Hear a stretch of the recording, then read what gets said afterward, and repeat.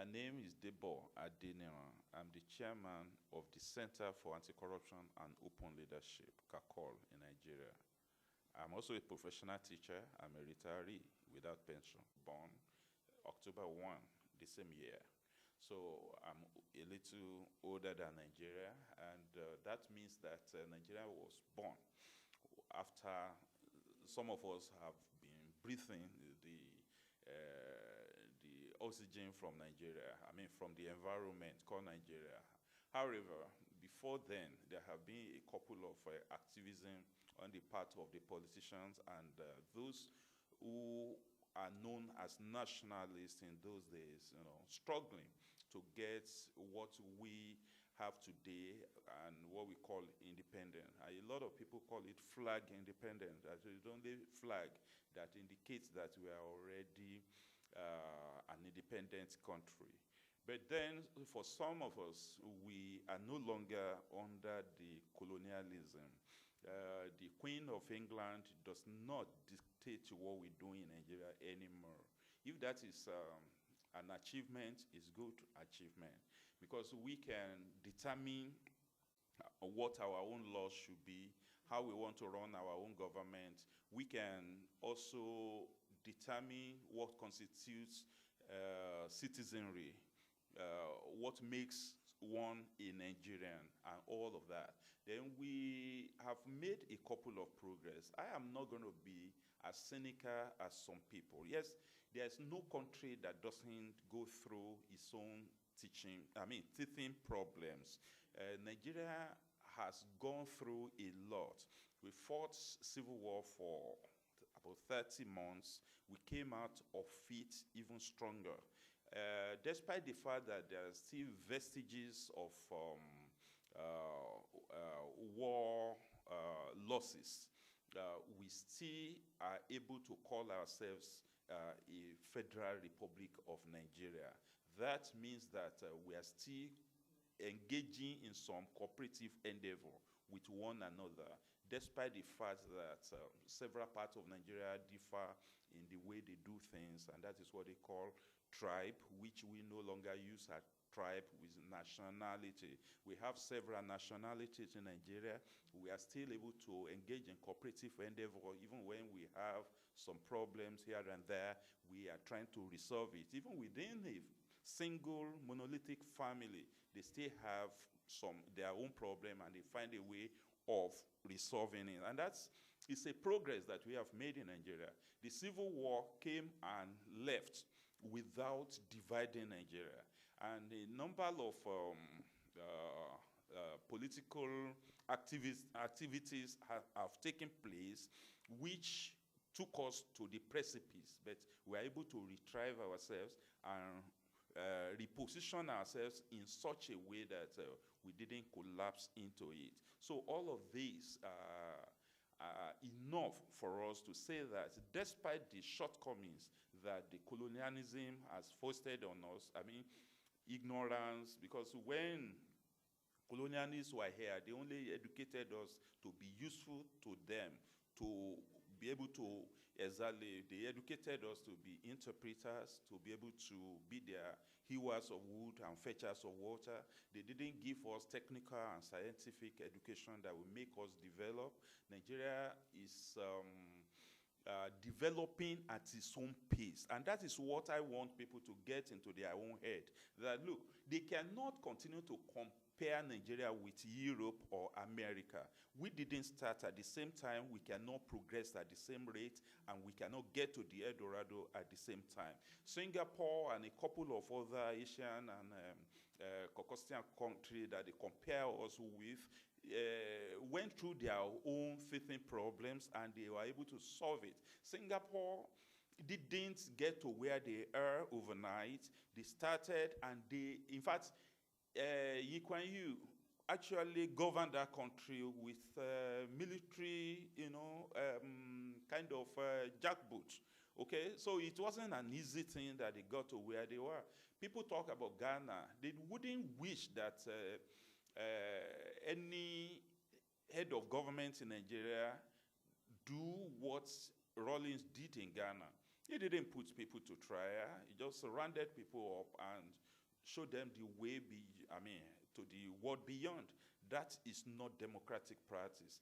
If any president engages in such a thing, he will be seen as a tyrant.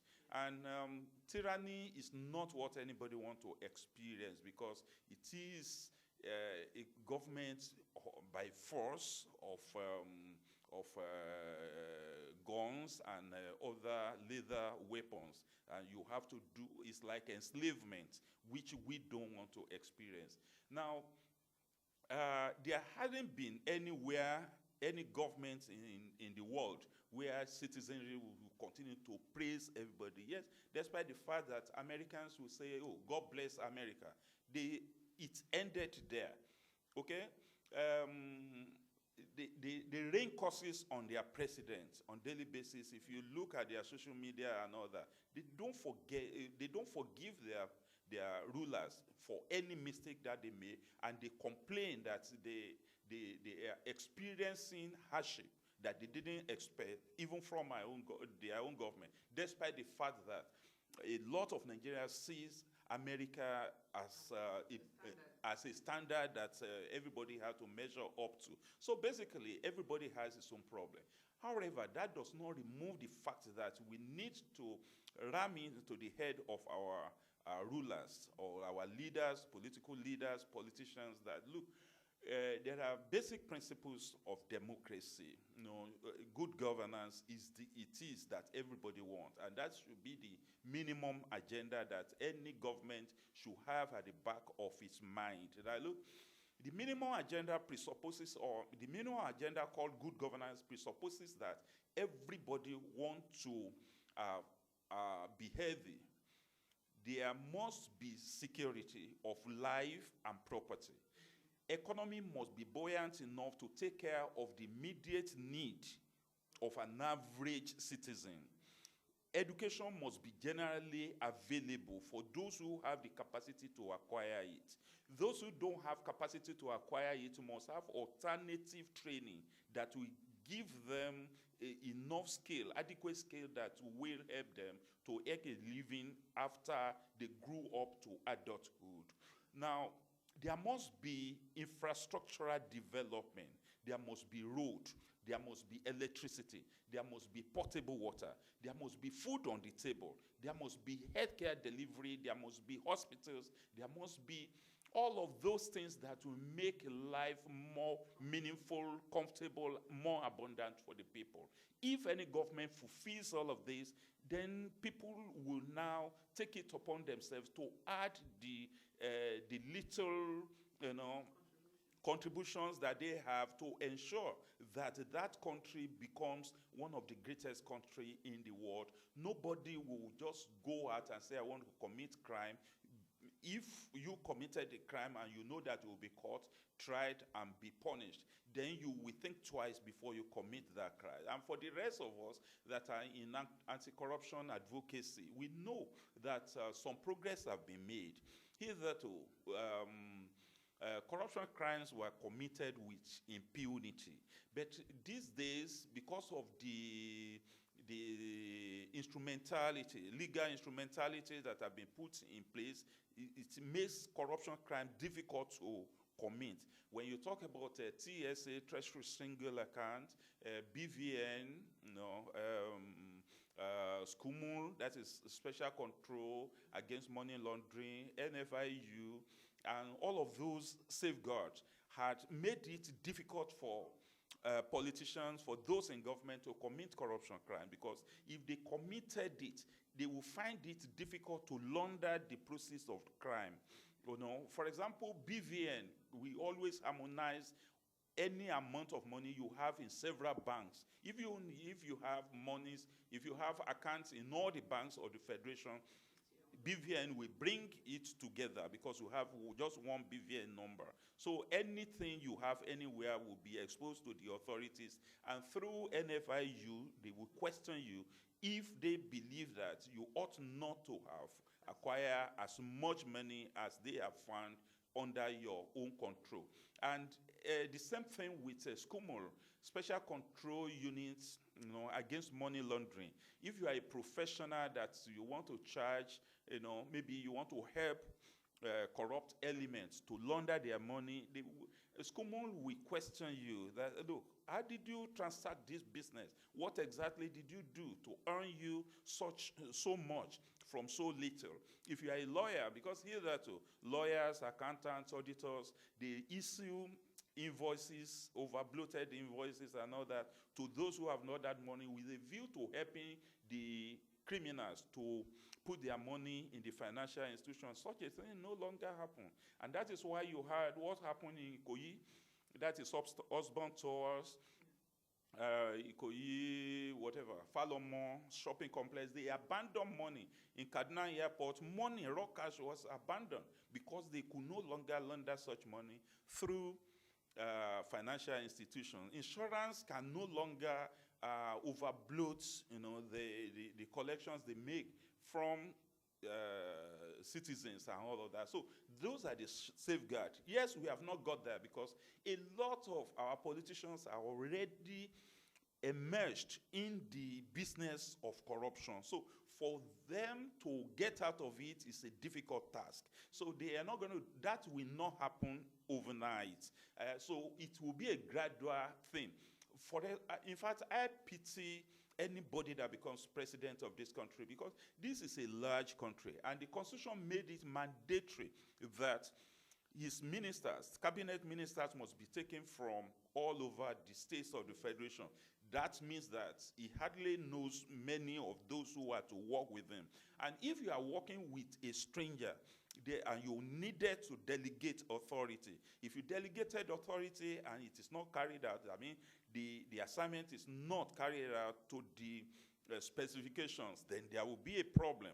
And because the president is the chief accounting officer of the federation, and that means that every blame will go to the president, not knowing that he delegated authority, he backed it up with necessary funds, and those that are supposed to carry out the assignment fail to carry out the assignment, and they pocket the money. Look at what is happening at the judiciary. Several of them were found to be corrupt. Look at the former CJN, that is the Chief Justice of the Federation. What happened? He was found to have soiled his own hand in corruption cesspit.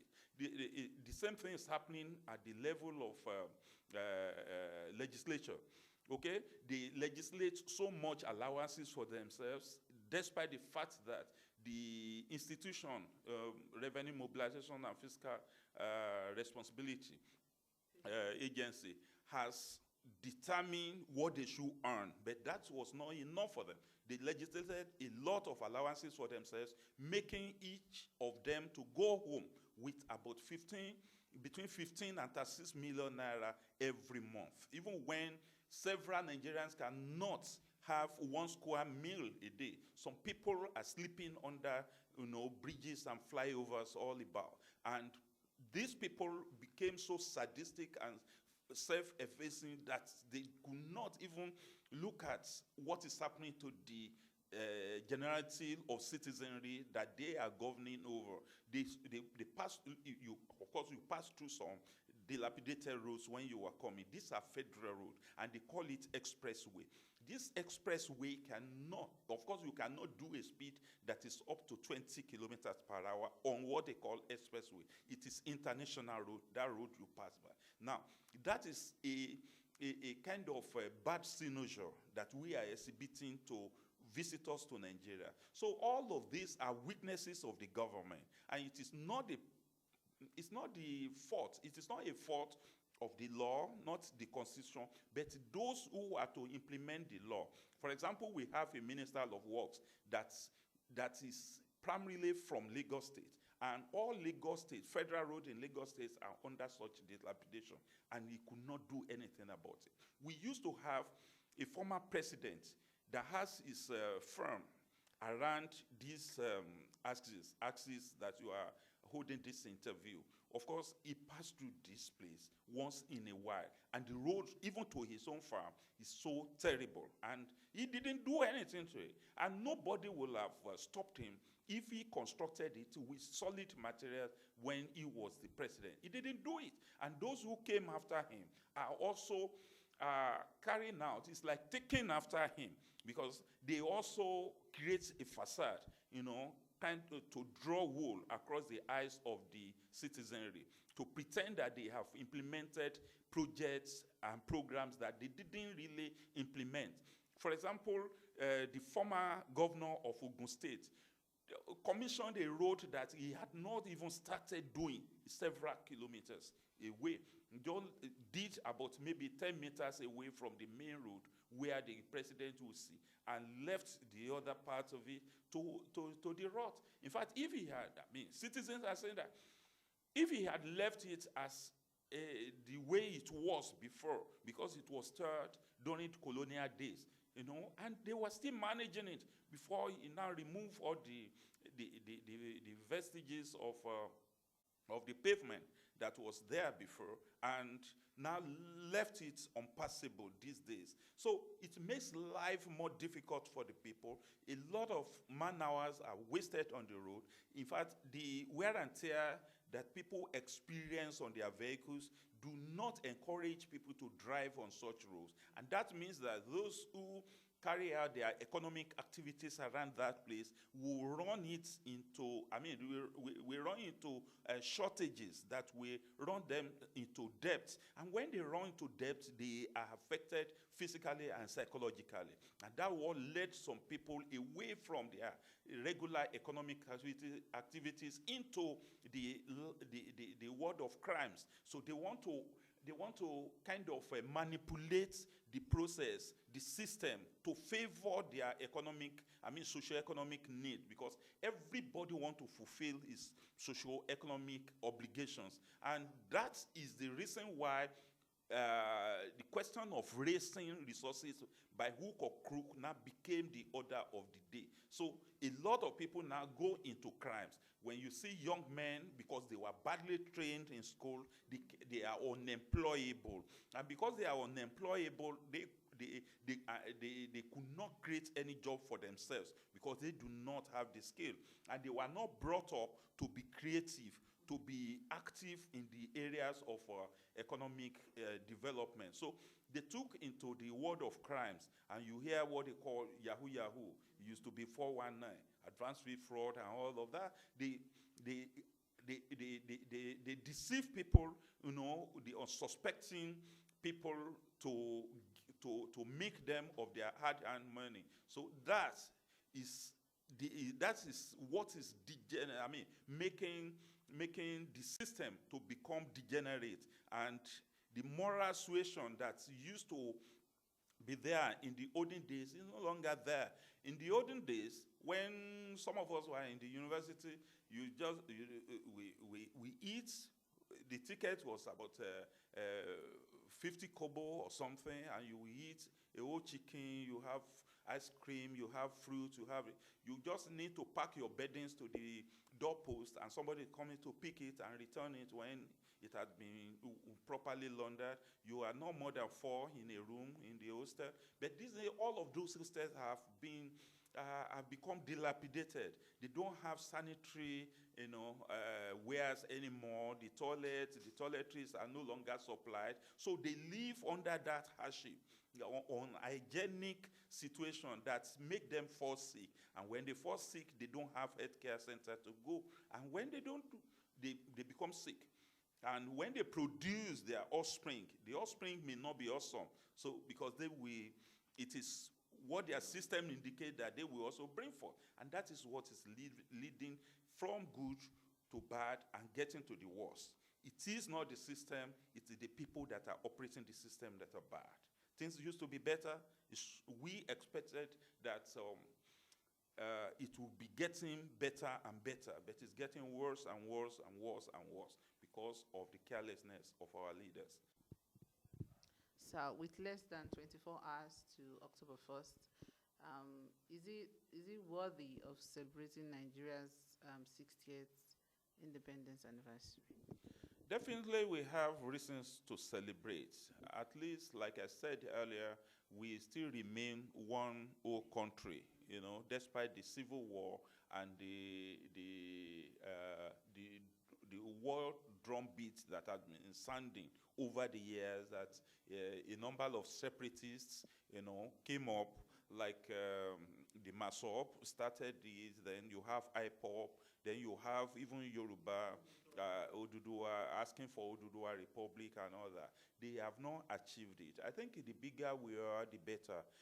Although we should not lose our identity into what they call unity.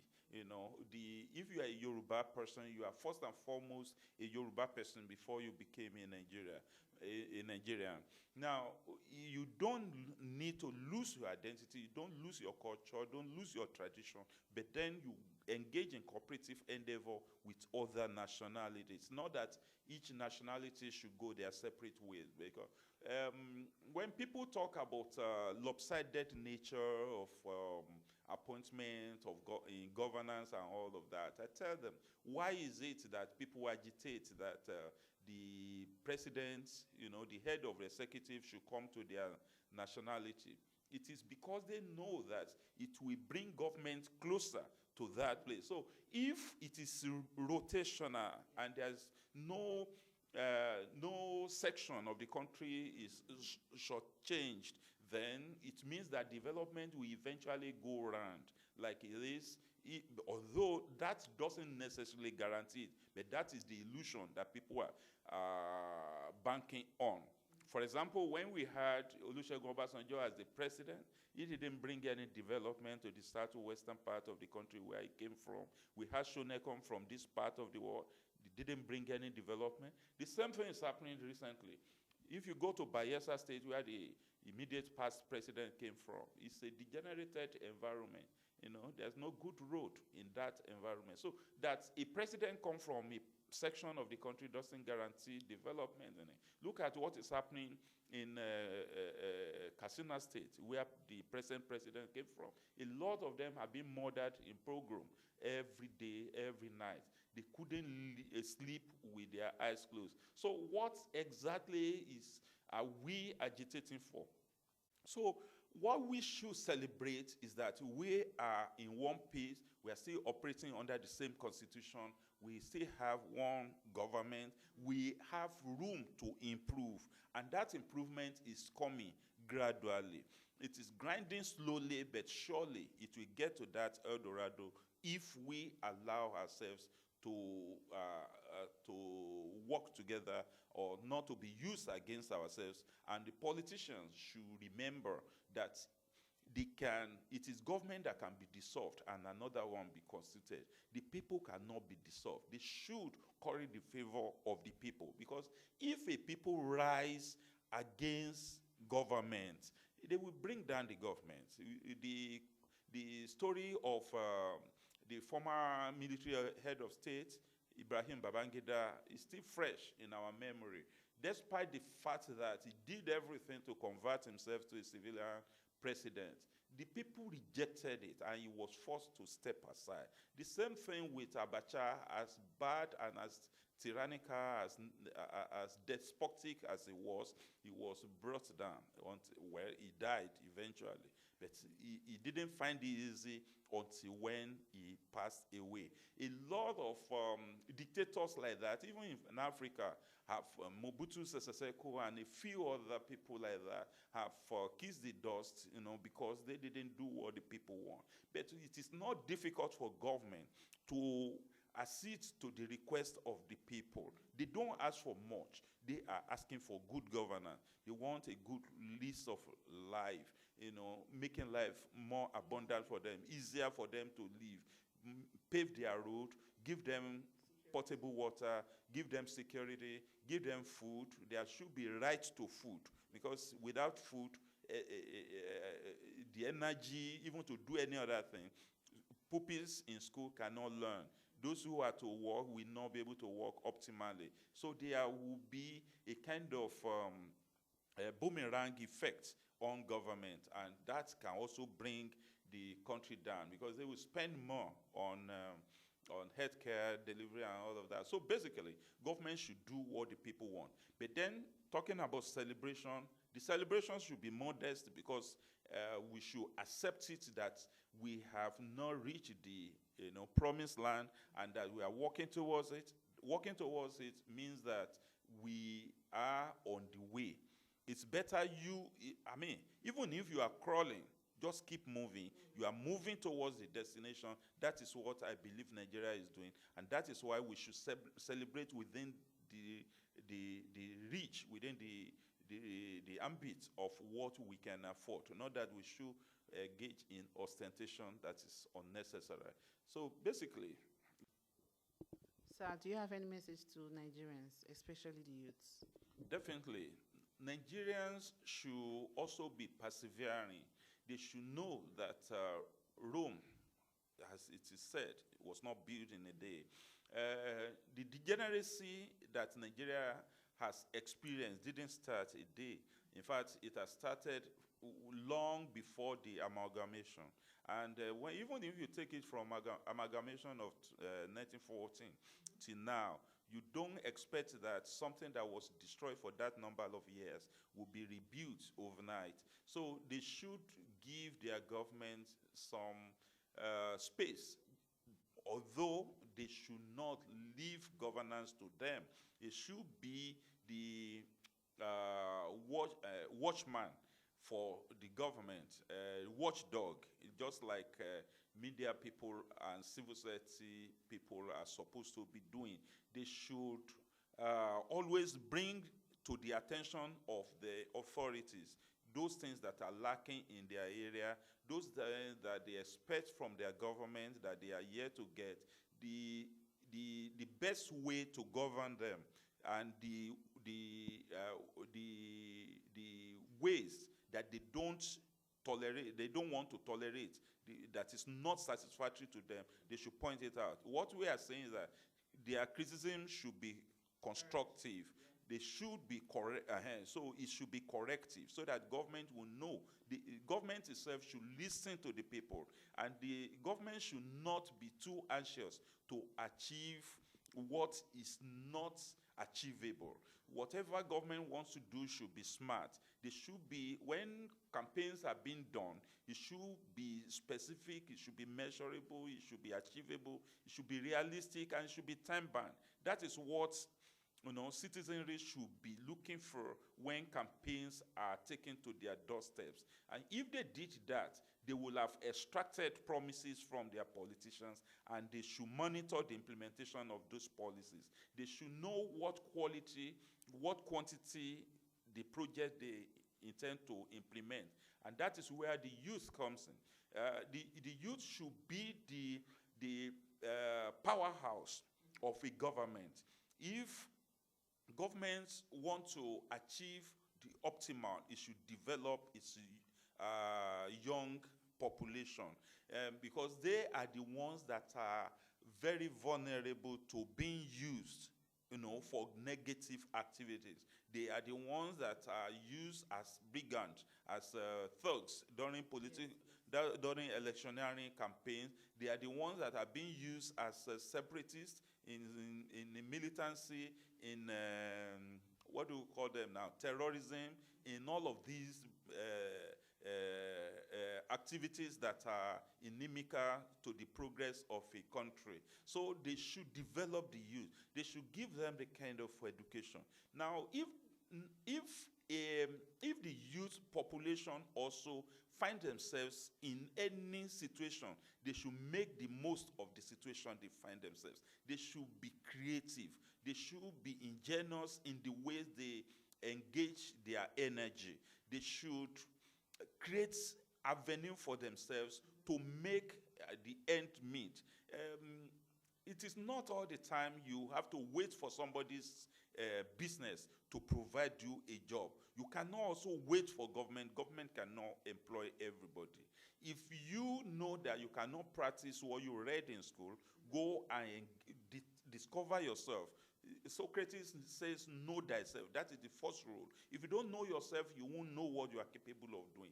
Determine what you are capable of doing and do it.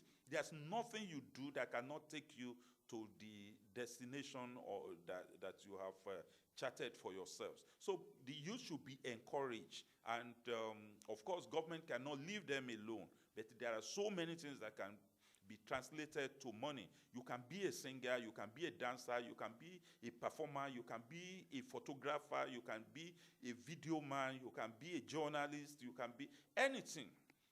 Okay? Now, it is not about becoming a criminal that you, some of them will say that, oh, Yahoo is I mean, they are making use of their brains, that's a payback or something. That is a negative creativity. That is not awesome. That can only destroy them before they achieve any significant prominence in the world. So basically, what we are saying is that everybody should join hands together to make their own country great.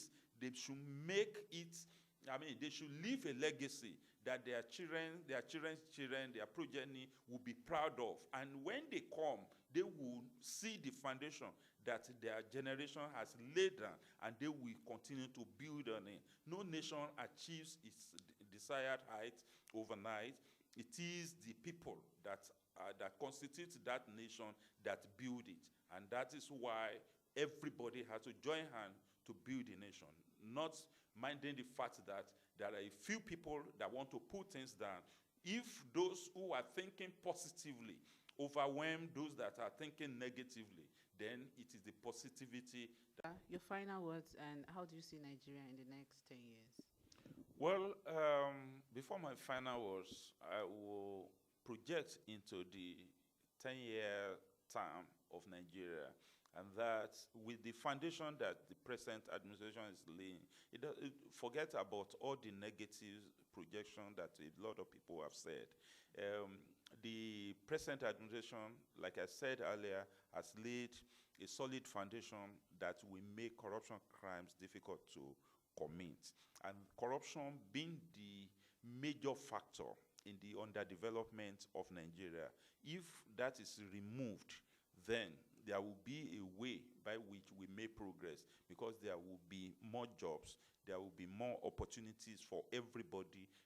The infrastructural development will come into place. Nobody will overbloat the invoicing on the infrastructural development.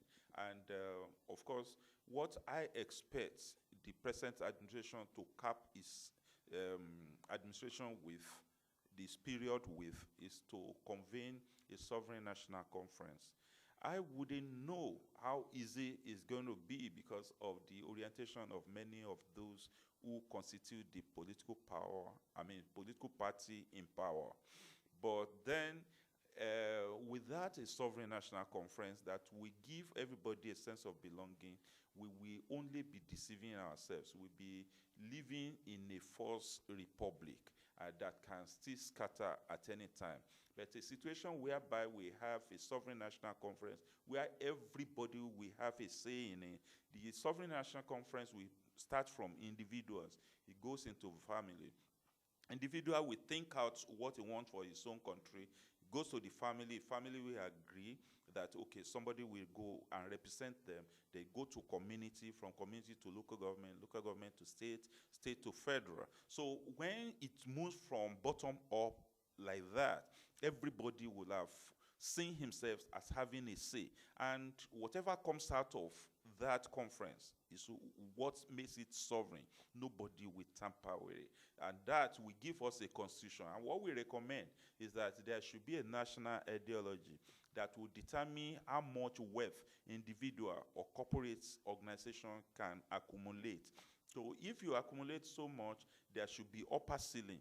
If the constitution says you should not have more than 2 cars, if you have the third one, it is confiscated. If the constitution says you should not have more than 2 houses and you have a third one, the third one will be confiscated. So if you accumulate wealth, which we call primitive accumulation, and you don't have space to enjoy it, then you will see no need to accumulate it. And if you don't take what belonged to somebody else. You couldn't have been able to accumulate. Then you give, there will have been opportunity for other people to also get their own cars, get their own houses, get their own means of livelihood. That is what I project for Nigeria. I don't have clairvoyance. I'm not a seer. I don't believe that what we wish will always come to pass, but we should start a process that will lead to giving that sense of belonging to everybody. Everybody will not see himself or herself as part and parcel of the system, okay, that administers his life and are laying foundation for the life of his progeny. That is the kind of Nigeria I want to see in the next 10 years. So on a final note, I want to advise the present administration that they should be true to themselves. They should develop that spirit of honesty, and they should do things with utmost concern for the vulnerable, for the less privileged, for those who don't have voices, those who cannot come into the parliament to raise arguments about themselves. They should ensure that life becomes more abundant for them within the limit of their own capacity. We are not talking about equal distribution of wealth. We are talking about equitable distribution of work and wealth. Let everybody have something to do. If government cannot accommodate them as employees, they should give incentives that will make them to be able to establish businesses for themselves. There's nobody that cannot do something except somebody is disabled or is of unsound mind. So they should ensure that everybody within the limit of his own capacity and capability is given something to do that will be able to solve his socio-economic problems. And that is what I believe that we can achieve within the next 10 years if we really start from